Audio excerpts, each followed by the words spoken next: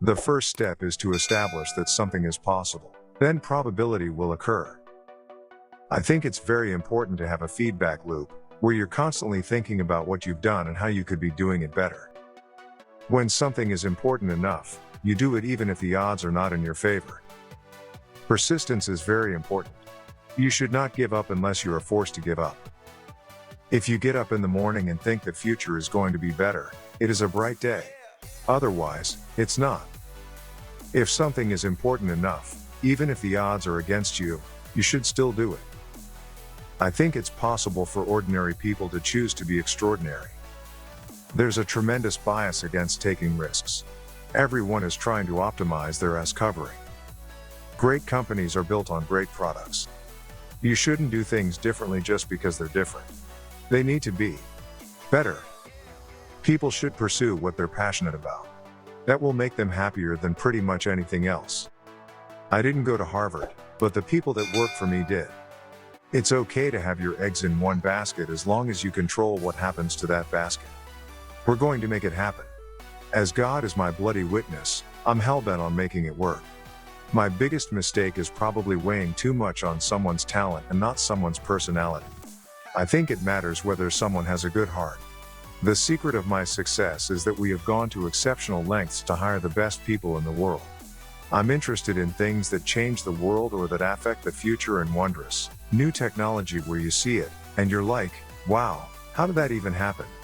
How is that possible? Really pay attention to negative feedback and solicit it, particularly from friends. Hardly anyone does that, and it's incredibly helpful. I don't believe in process. In fact, when I interview a potential employee and he or she says that it's all about the process, I see that as a bad sign. The problem is that at a lot of big companies, process becomes a substitute for thinking. You're encouraged to behave like a little gear in a complex machine. Frankly, it allows you to keep people who aren't that smart, who aren't that creative. Life is too short for long-term grudges. The only thing that makes sense to do is strive for greater collective enlightenment. I think it is possible for ordinary people to choose to be extraordinary. If you create something that is innovative, that doesn't necessarily mean that people will believe in it, so you have to be prepared to explain and show the reasons why it is important and why it's valuable. I'm interested in things that can change the world and make it a better place. I'm always searching for innovation. Failure is an option here. If things are not failing, you are not innovating enough. The best minds of my generation are thinking about how to make people click ads. That sucks. You want to have a future where you're expecting things to be better, not one where you're expecting things to be worse. You shouldn't give up unless you are forced to give up. I think that's the single best piece of advice. Constantly think about how you could be doing things better and questioning yourself. I could either watch it happen or be a part of it. Some people don't like change, but you need to embrace change if the alternative is disaster. The first step is to establish that something is possible. Then probability will occur. I would like to die on Mars. Just not on impact. I don't spend my time pontificating about high concept things. I spend my time solving engineering and manufacturing problems. Going to Mars reads like that ad for Shackleton going to the Antarctic. There's a tremendous bias against taking risks. Everyone is trying to optimize their ass covering. If you're trying to create a company, it's like baking a cake. You have to have all the ingredients in the right proportion. I think we have a duty to maintain the light of consciousness to make sure it continues into the future. People work better when they know what the goal is and why. It is important that people look forward to coming to work in the morning and enjoy working. I think it's important to have a future that is inspiring and appealing. I think it's important to reason from first principles rather than by analogy.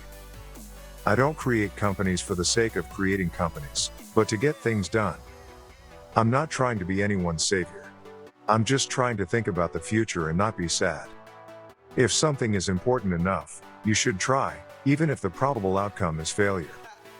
If you want to grow a giant redwood, you need to make sure the seeds are okay, nurture the sapling, and work out what might potentially stop it from growing all the way along. Anything that breaks it at any point stops that growth. The thing that's worth doing is trying to improve our understanding of the world and gain a better appreciation of the universe and not to worry too much about there being no meaning. And, Try and enjoy yourself. Because, actually, life's pretty good. It really is. You want to be extra rigorous about making the best possible thing you can. Find everything that's wrong with it and fix it. Seek negative feedback, particularly from friends. There are really two things that have to occur in order for a new technology to be affordable to the mass market. One is you need economies of scale.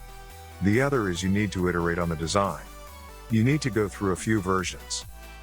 I think most of the things that people do for fun nowadays are probably, inherently, not very good for you. I mean, it might feel good for a while, but I think in general, that's true.